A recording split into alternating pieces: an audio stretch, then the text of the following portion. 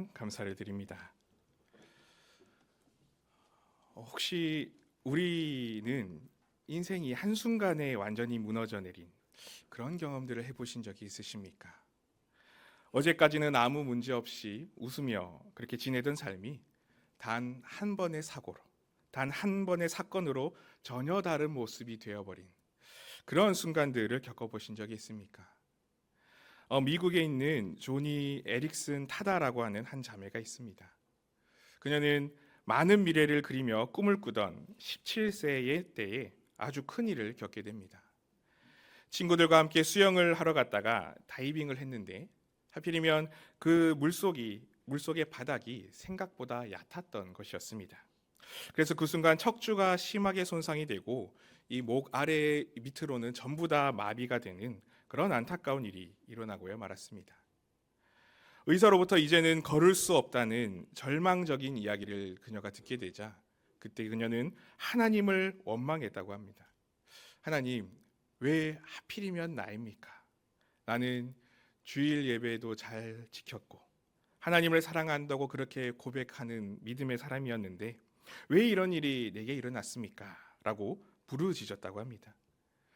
몸은 움직일 수 없고 이 손가락 하나도 까딱할 수 없는 그런 상태에서 그녀는 점점 마음의 절망에 빠지게 됩니다. 매일이 죽고 싶은 날의 연속이었다고 합니다. 심지어는 약을 먹고 죽고 싶어도 자신의 힘으로 약을 먹지 못하는 그 현실로 인해 더 큰 절망에 빠지게 되었다는 것이었습니다. 그렇게 그녀는 하나님을 원망하고 또 자기 자신과 주위의 모든 것을 원망하며 몇 년의 시간을 보내게 됩니다. 근데 그렇게 원망의 시간을 보낼 때에 그녀는 친구의 입술을 통해 예수님의 그 십자가를 바라보는 은혜를 경험했습니다. 예수님께서도 그 십자가에서 꼼짝없이 움직이지 못하는 마비와 고통을 겪으셨다는 그 사실을 깨닫고 자신의 환경이 어떠하든지 하나님의 뜻과 하나님의 계획하심이 있으며 그 자체로도 특별하고 아름다운 존재라는 것을 그녀가 깨닫게 되었습니다. 그래서 그 후로 그녀는 입에 미술 도구를 물고 그림을 그리며 수많은 다른 장애인들에게 꿈과 희망을 주는 귀한 사역을 감당하면서 이제는 오히려 삶에 선한 영향력을 끼치는 그런 사람이 되었습니다. 우리도 살아가면서 아마 이런 삶의 순간을 마주할 수 있습니다. 이 땅에서 우리가 살아갈 때에 수많은 환난과 어려움들을 마주할 수 있습니다. 그것은 내가 원해서가 아니고 또 내가 무엇인가를 잘못해서도 아니고 때로는 정말 열심히 믿음과 정직함으로 살아갔음에도 불구하고 이해할 수 없는 고난과 어려움을 아주 시리도록 추운 그 겨울을 마주하는 삶의 순간이 있습니다. 그리고 아마 어쩌면 이미 그런 순간들을 우리 모두는 많이 겪어왔을지도 모릅니다. 그런데 안타까운 것은 그렇게 우리를 괴롭게 만들었던 환난들은 이미 지나갔음에도 불구하고 또다시 찾아올 수 있다는 사실입니다. 마치 사계절에서 겨울이 매년마다 반복되듯이 우리 삶에 또다시 그런 고난의 겨울들이 계속해서 찾아올 수 있습니다. 지나가고 극복한 것이라고 여겼는데 또 다른 고난들이 우리에게 끊임없이 찾아오게 된다는 것입니다. 그러나 우리가 이런 상황 앞에서도 상심하지 않을 수 있는 분명한 이유와 소망이 있습니다. 지난 추웠던 겨울이 지나가고 따뜻한 봄이 지금 오고 있는 것처럼 그런 춥고도 괴로운 삶의 순간을 살아가는 우리에게 우리를 사랑하시는 하나님께서는 반드시 따스한 은혜와 위로와 회복을 주시기 때문입니다. 오늘 말씀에서 바울은 바로 그런 고난과 겨울의 삶을 살아가는 우리를 향한 그 하나님의 따뜻한 마음과 위로를 보여주고 있습니다. 먼저 본문 3절에서 4절 초반절의 말씀을 보면 이렇게 말씀합니다. 찬송하리로다. 그는 우리 주 예수 그리스도의 하나님이시요 자비의 아버지시요 모든 위로의 하나님이시며 우리의 모든 환난 중에서 우리를 위로하사. 하나님께서는 우리 주 예수 그리스도의 하나님이시고 자비의 하나님이셔서 모든 위로의 하나님이십니다. 그리고 넘치도록 위로를 주시는 분이시라고 말씀하고 있습니다. 우리에게 찾아오는 시리고도 추운 그 겨울이 겨울로 끝나지 않도록 사랑과 위로를 우리에게 부어주시는 분이 바로 예수 그리스도를 이 땅에 보내셔서 우리를 구원하신 은혜를 베풀어 주신 하나님 아버지이신 것입니다. 특히 4절에서 그 하나님께서는 우리의 모든 환난 중에서 위로하신다고 선포하고 있습니다. 우리에게 다가오는 그 어떤 종류의 환난이든 상관이 없습니다. 그 모든 고난에서도 우리에게 충분히 위로를 주신다는 사실입니다. 그런데 여기에서 우리가 당하는 환난, 이 환난이라는 것이 무엇이겠습니까? 이 말씀에서 환난이라고 번역한 헬라어 단어는 들립세이라고 하는 단어입니다. 이 단어는 위와 아래에서 내리누르는 그런 압착이라는 원어적 의미를 가진 단어입니다. 위에서 누르고 아래에서도 누르는 모습, 즉 사방에서 짓눌러서 견디기 힘든 정도의 극심한 고난을 의미하는 단어가 바로 이 들립세이입니다. 이것은 우리의 육체적으로도 압박을 받는 상황일 수도 있겠지만 사방에서 짓누르기 때문에 내면적으로도 숨막히는 고통이 있는 모습이 바로 이 환난의 모습입니다. 한번 생각해 보십시오. 사방에서 내가 가진 힘보다 더 거대한 힘으로 나를 짓누르고 있다면 그 순간에 내가 무엇을 할 수 있겠습니까? 내가 컨트롤할 수 없을 정도로 내가 감당할 수 없는 엄청난 상황이 우리의 목을 점점 억제어서 숨막히며 답답하게 할 때에 우리가 우리의 힘으로 할 수 있는 것은 아무것도 없습니다. 그러나 우리가 할 수 없지만 우리가 할 수 없는 그때에, 그렇게 우리가 환난 가운데 있을 그때에 우리를 사랑하시는 하나님께서는 우리에게 위로를 주십니다. 놀라운 것은 그렇게 우리에게 있는 고난이 가득하면 가득할수록 하나님께서 주시는 위로도 가득 넘친다는 사실입니다. 5절의 말씀에 이렇게 말씀합니다. 그리스도의 고난이 우리에게 넘친 것 같이 우리가 받는 위로도 그리스도로 말미암아 넘치느니라. 여기에서 이 그리스도의 고난은 예수님께서 받으신 고난으로 해석할 수도 있지만 또 한편으로는 예수님을 믿는 이들이 그로 인해 이 땅에서 받는 고난으로도 해석할 수 있습니다. 그래서 공동번역 성경에서는 이 구절을 우리가 그리스도와 함께 당하는 고난이 많은 것처럼 이라고 번역을 했습니다. 이렇게 우리 삶에 수없이 찾아오는 그 고난들이 있습니다. 어쩌면 쉴 틈 없이 몰아치는 그런 괴로운 일들이 우리 가운데 물밀듯이 밀려올 수도 있습니다. 그런데 하나님께서는 그렇게 우리에게 찾아오는 수많은 고난들보다 더 많은, 더 충만한 위로와 은혜를 풍성히 부어주신다는 사실입니다. 특히 이 위로라고 하는 단어를 원어로 살펴보면 그것을 더 잘 알 수 있습니다.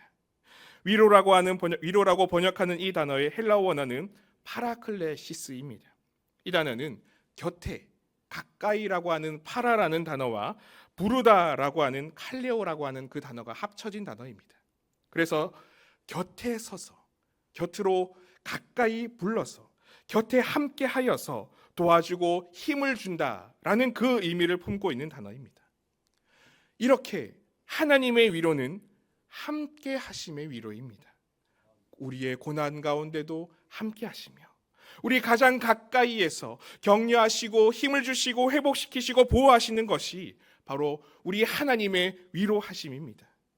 그리고 이렇게 하나님께서는 그 어떤 순간에도 함께 하시는 위로이기 때문에 우리가 겪는 그 어떤 고난보다도 더 크고 더 풍성한 위로일 수밖에 없습니다.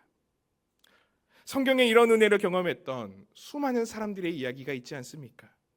구약 성경에 요셉을 생각해 보십시오.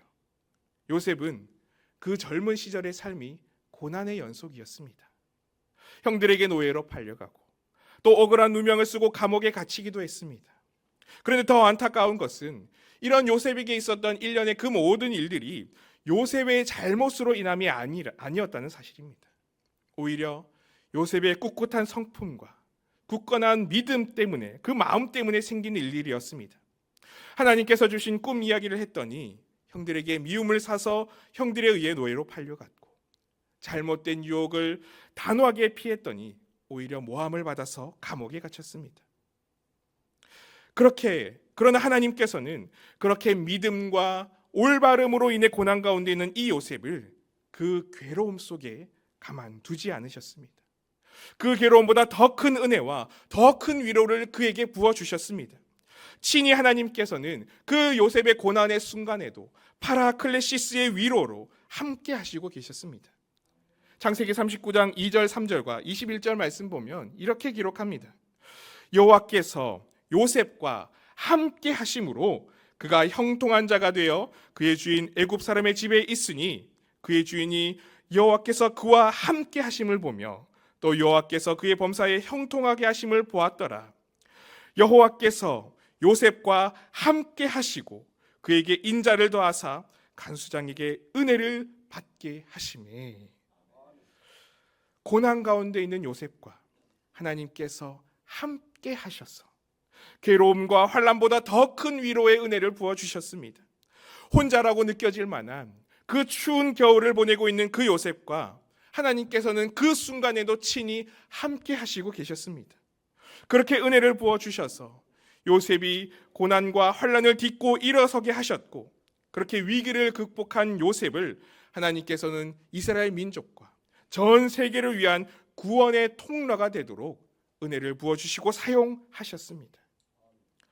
이 요셉의 이야기를 보면 하나님의 위로하심은 단순히 마음의 평안을 주는 것에서 그치는 위로가 아니라는 것을 우리가 보게 됩니다. 하나님께서 주시는 그 위로는 그 고난의 상황을 이기고 극복하게 하시는 힘이 되는 위로입니다. 그 상황을 벗어나게 하시고 그 상황에서 승리하게 하십니다. 고난 속에서 함께 하심으로 말미암아 위로를 주시되 그 고난을 하나님의 방법으로 넘어가게 하신다는 사실입니다. 오늘 바울도 이것을 경험했습니다. 오늘 말씀 8절에서 9절에서 보면 바울은 자신이 겪었던 그 고난에 대해서 무엇이라고 말했는지 아십니까? 마치 사형 선고를 받은 것처럼 심한 고난이었다고 말했습니다. 본문 8절에서 9절 말씀입니다. 형제들아, 우리가 아시아에서 당한 환난을 너희가 모르기를 원하지 아니하노니 힘에 겹도록 심한 고난을 당하여 살 소망까지 끊어지고 우리는 우리 자신이 사형 선고를 받은 줄 알았으니. 힘에 겹도록 심한 고난, 그의 힘으로는 도저히 견뎌낼 수 없는 괴롭고도 처절한 고난을 당해서 살 희망조차 끊어졌었다고, 잃어버렸었다고 고백합니다.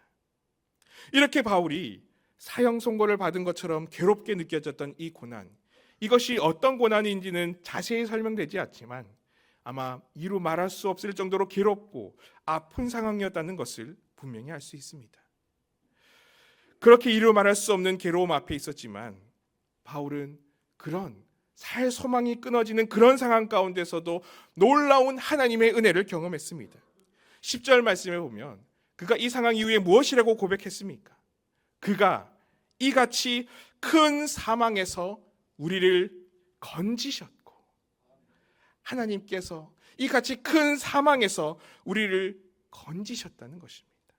하나님께서 건지시는 놀라운 은혜를 그가 경험했습니다.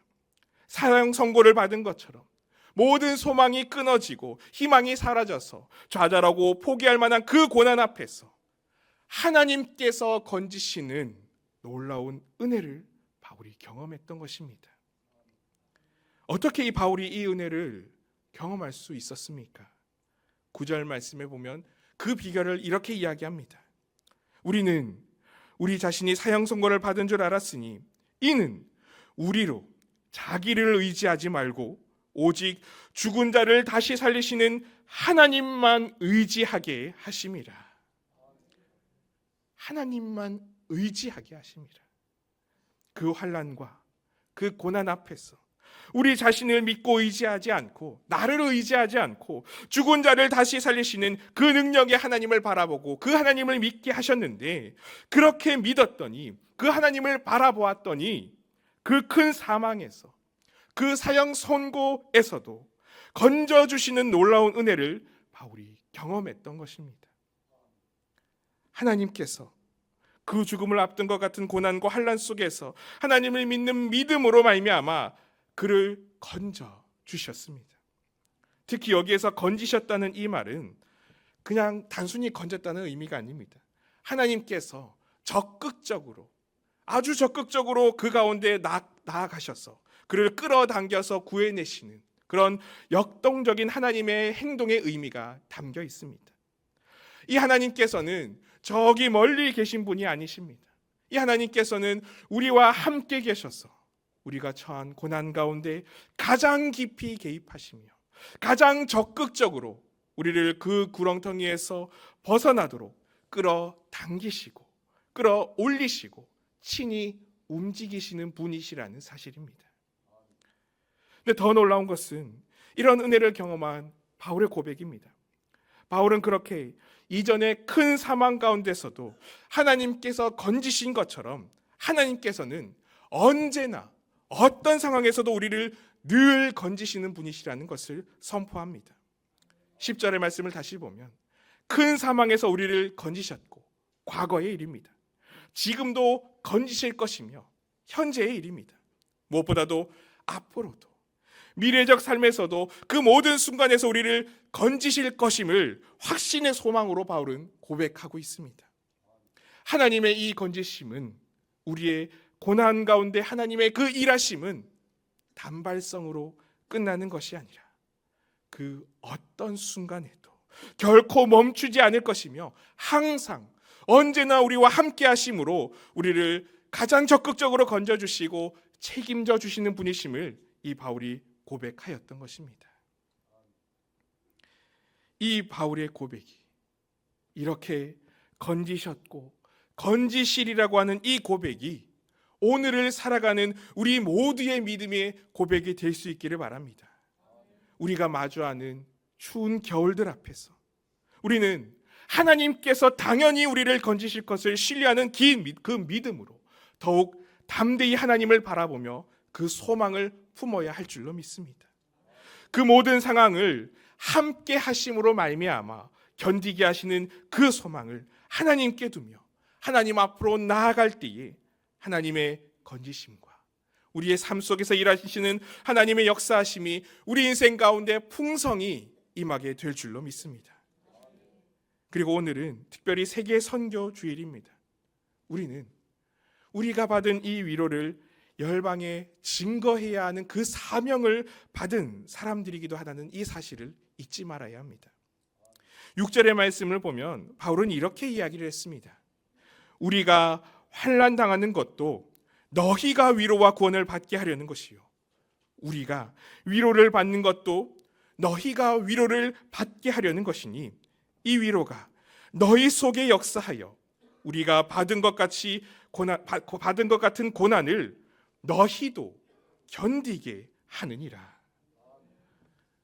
우리가 당하고 우리가 받은 은혜가 너희의 위로와 너희의 건짐과 너희의 구원이 되게 하시는 은혜라고 고백하며 고린도 교회를 바울은 위로하고 있습니다. 이 바울의 마음이 오늘을 살아가는 우리의 마음이 되어야 할 줄로 믿습니다.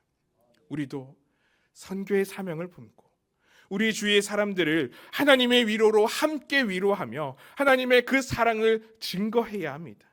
세상 모든 이들이 은혜로 건짐받는 귀한 사명을 감당할 수 있는 그런 우리가 되어야 합니다.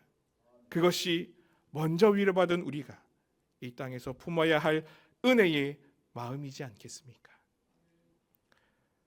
오늘 우리는 놀라운 건지심의 은혜를 받았습니다.